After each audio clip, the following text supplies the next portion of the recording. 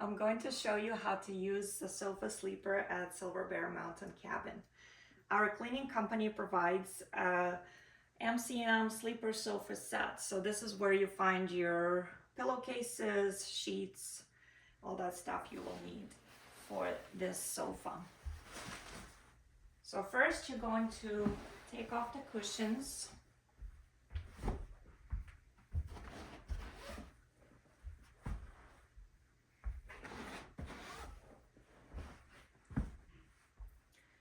Then use this handle to pull it out.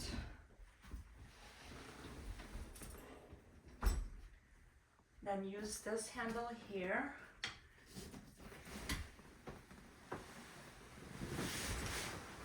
Okay, so just put the sheets on and have a good night.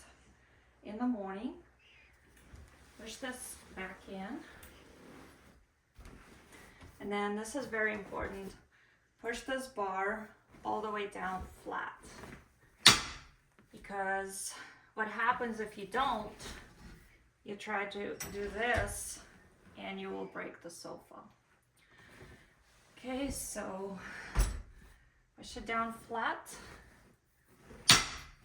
and now use this handle to guide it in, and put the cushions back on. And you're good to go for the day.